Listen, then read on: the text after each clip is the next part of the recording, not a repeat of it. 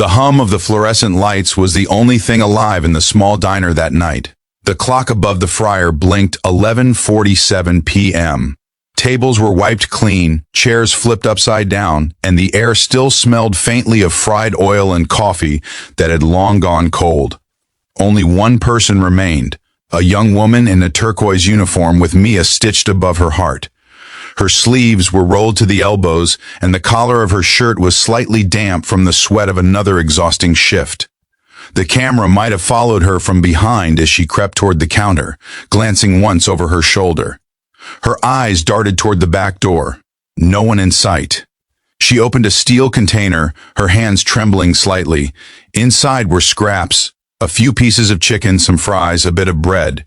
She looked around again, then sank into the corner booth, the one farthest from the door, and began to eat quietly, almost desperately, as if every bite carried a secret.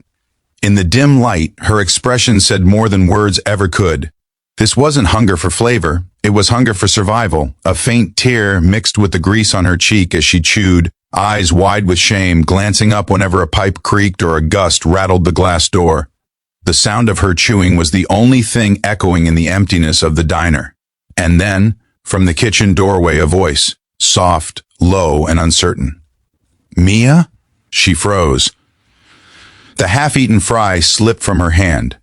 Slowly she turned. Standing there was a man in a gray t-shirt and a stained white apron. Tall, tired-looking, maybe in his early 30s. His dark hair was tousled, and there was something about his expression. Confusion, yes, but also heartbreak. For a moment, neither spoke. Only the quiet hum of the fridge filled the silence. Before we continue, make sure to like, subscribe, and share your thoughts in the comments. It really helps us bring you more heartfelt stories like this one. He stepped closer, still unsure. "Why are you eating that?" His voice was gentle but heavy, like he already knew the answer. Mia's face flushed with panic. I didn't mean to, I was just..." Her voice cracked. It was going to be thrown away anyway. He didn't respond. He looked at the crumbs on the plate, then back at her. The overhead light flickered, casting her trembling hands in brief flashes. He'd seen employees sneak food before. Teenagers grabbing fries, cooks taking sips of soda. But this was different. This wasn't greed. This was need. She stood up quickly, wiping her mouth with the back of her hand. "Please, don't tell the manager. I'll pay for it, I swear," he interrupted softly. "Sit down." Her breath hitched. "What?" "Sit," he said again, walking past her to the counter. He grabbed a clean plate, filled it properly with warm food, chicken, mashed potatoes, a roll, and set it in front of her. "Eat that instead." She looked at him, wide-eyed, hesitating. "I can't take that, you'll get in trouble." He shook his head. "I won't." She stared at the plate, then, slowly, she sat. She began to eat again, this time slower. Not like before. Not like she was stealing life itself, but like she was remembering what dignity tasted like. The man leaned on the counter, arms folded. His eyes softened as he watched her.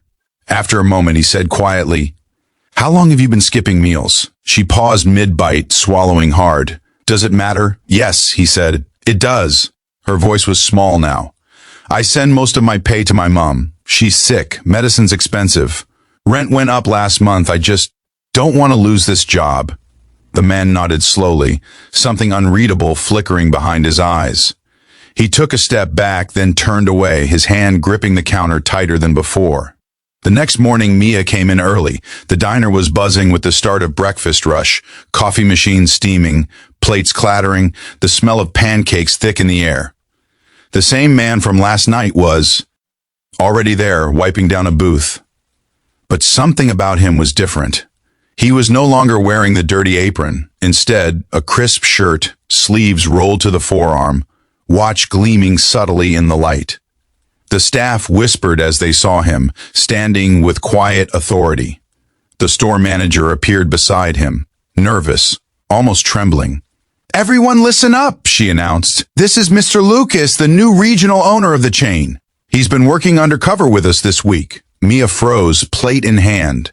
The world seemed to tilt. Lucas met her eyes across the room. Not with judgment, not with pity, but something softer. Understanding. The rest of the shift was a blur. Her hands shook as she served tables, her mind replaying the scene from last night. Every moment of shame, every word she'd said, and every silence he'd given her. When the rush ended, he approached her gently. "Can we talk?" They sat in the same corner booth where she'd eaten the leftovers. For a moment, neither spoke. The afternoon sun filtered through the blinds, painting warm stripes of gold and shadow across the table.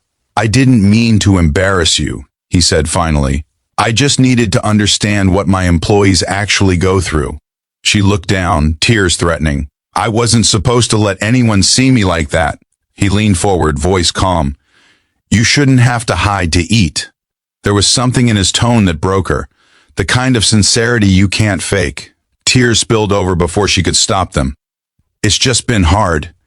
Every time I think I'm getting ahead, something else goes wrong. And still, I come here, smile for customers, and pretend everything's fine. I don't want charity. I just want a chance."